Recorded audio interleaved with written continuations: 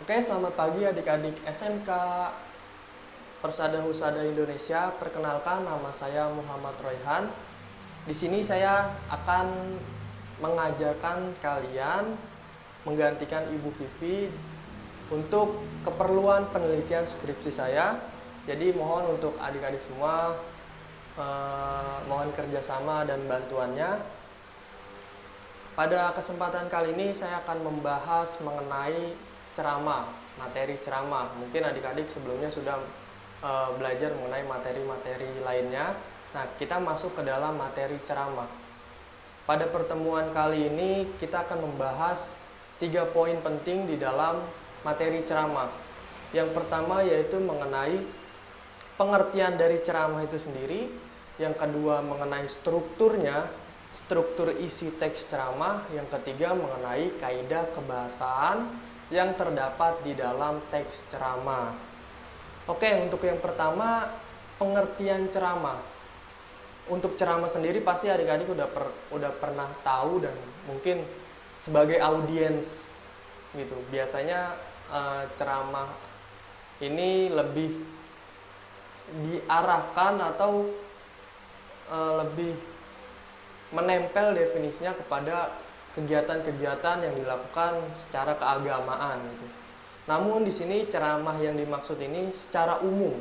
Secara umum pengertian ceramah yaitu adalah pembicaraan yang dilakukan seseorang di depan umum yang berisi penyampaian sebuah informasi. Nah, yang membicarakan ini atau si pembicara ini merupakan orang yang menguasai dalam bidangnya. Ketika kita mendengar ceramah keagamaan, pastinya yang melakukan ceramah tersebut tentunya menguasai dalam bidang agama. Nah, selanjutnya di dalam media-media ceramah ini berbagai macam. Di sini ada menggunakan video atau tatap muka langsung pun bisa, menggunakan radio, televisi dan sebagainya. Gitu. Jadi untuk ceramah ini medianya bisa banyak. Lalu secara umumnya ini merupakan penyampaian informasi yang dilakukan oleh orang yang menguasai di dalam bidangnya. Nah, untuk selanjutnya kita masuk ke dalam struktur isi teks ceramah.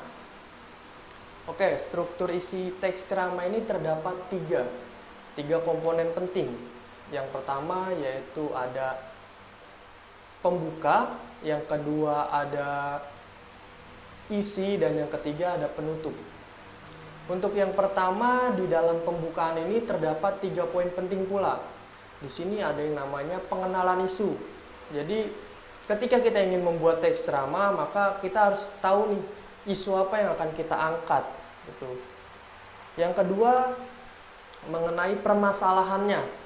Kalau yang pertama isu kan bisa berupa misalkan isu keagamaan, isu mengenai ilmu pengetahuan alam, atau mengenai ilmu bahasa gitu.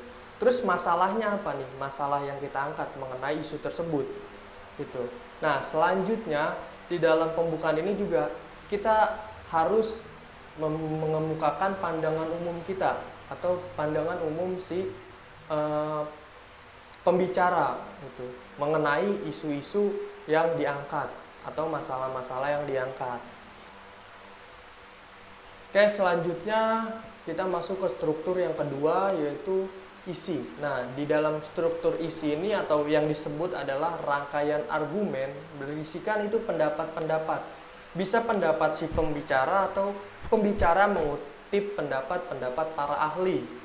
Contohnya ketika kita ingin membahas masalah bahasa, pasti kita akan mengutip para ahli-ahli bahasa dan juga mengeluarkan pendapat pribadi si pembicara secara umum. Untuk yang kedua yaitu fakta, biasanya dihadirkan fakta-faktanya. Misalkan kita membahas isu penerapan bahasa daerah.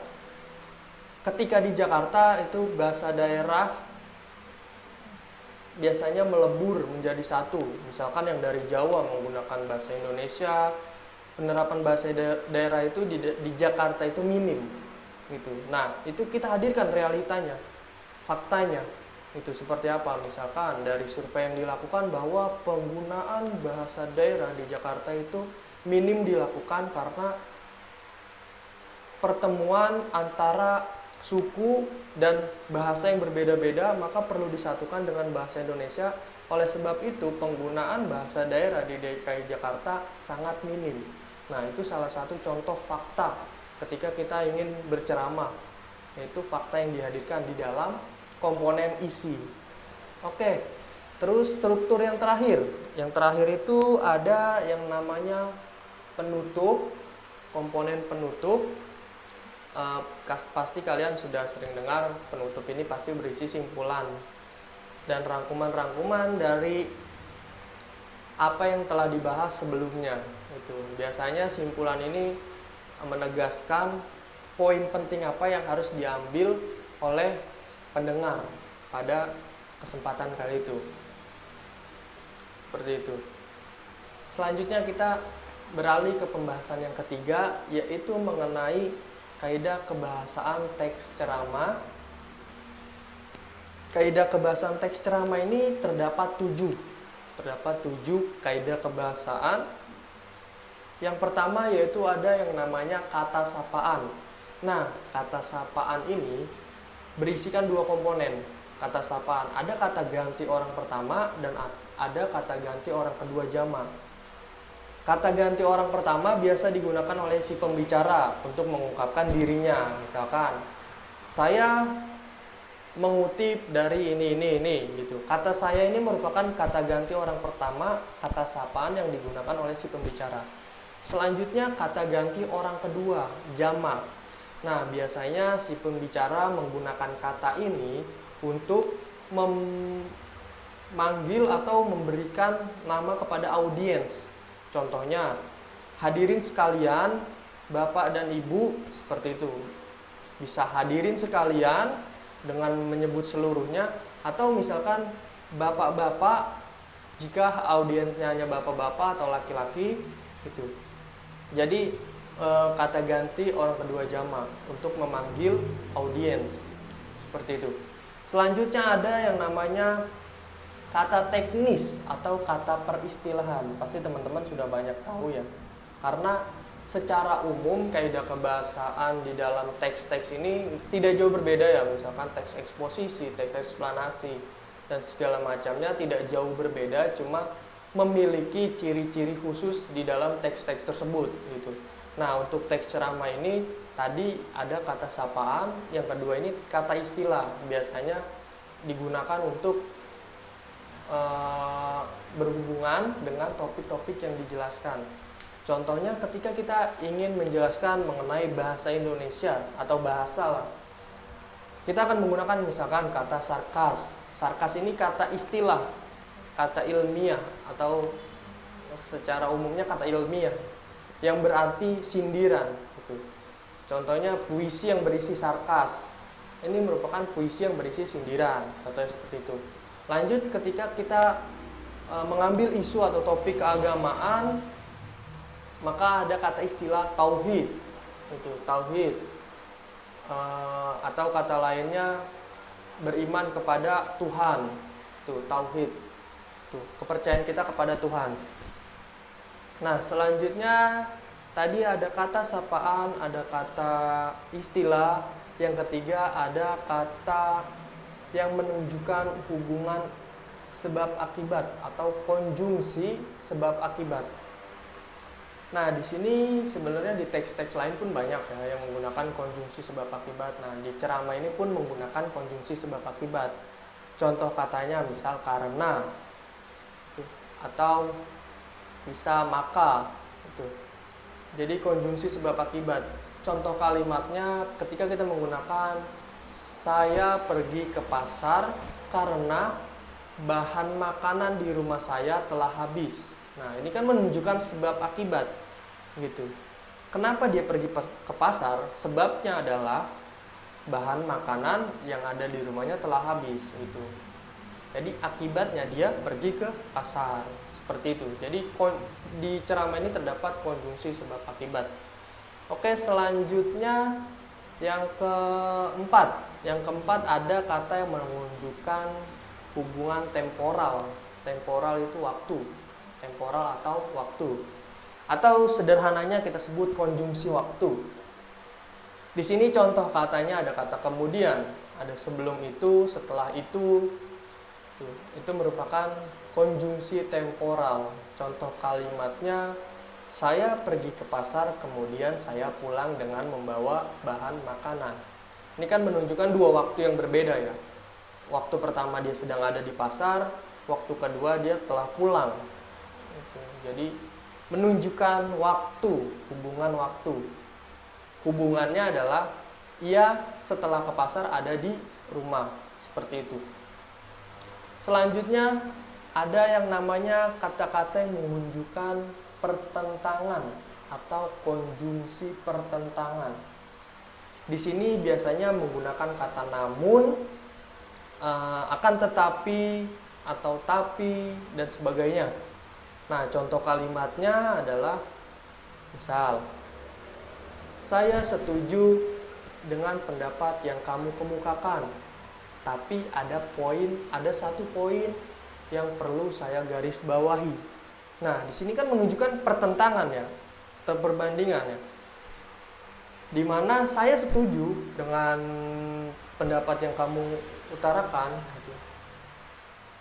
Pertentangannya adalah tapi tidak seluruhnya. Itu. Ada kok satu poin penting yang perlu saya garis bawahi. Nah, ini menunjukkan pertentangan gitu.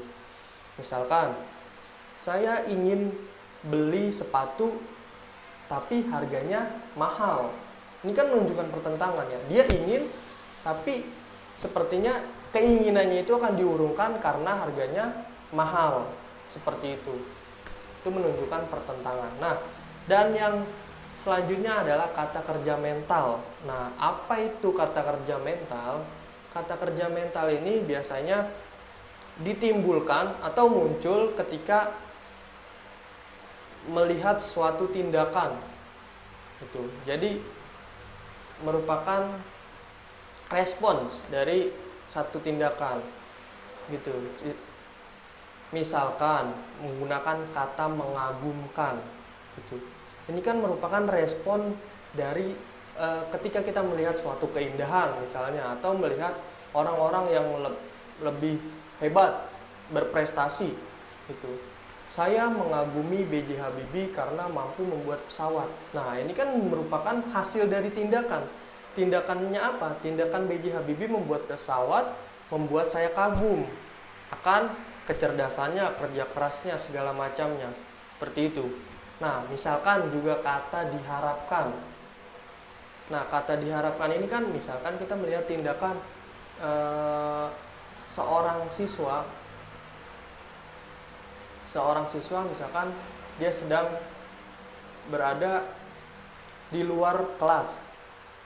Lalu guru piket atau guru penjaga menginformasikan untuk seluruh anak diharapkan masuk ke kelas. Nah, ini kan merupakan dari hasil tindakan ya.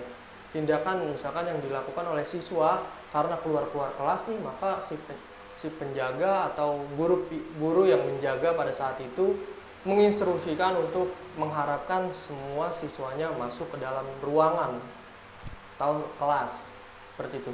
Dan yang terakhir ada kata-kata persuasif, menggunakan kata-kata persuasif. Pasti teman-teman udah banyak yang tahu ya mengenai persuasif ini.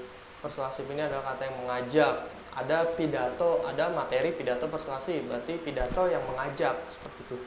Nah, di sini dalam ceramah ini tentunya cirinya yaitu mempunyai kata-kata atau menggunakan kata-kata persuasif. Contohnya ketika kita melakukan ceramah agama atau mendengar ceramah agama, pastinya akan ada kata sebaiknya, akan ada marilah. Itu mengajak. Marilah kita tingkatkan keimanan kita kepada Tuhan, misalkan. Itu kan mengajak. Terus sebaiknya kita harus berbuat baik kepada orang lain. Seperti itu. Oke, terima kasih kepada para siswa SMK Persada Husada Indonesia yang telah mendengarkan materi ceramah yang saya sampaikan. Semoga dapat bermanfaat untuk teman-teman dan dapat dipahami dengan baik.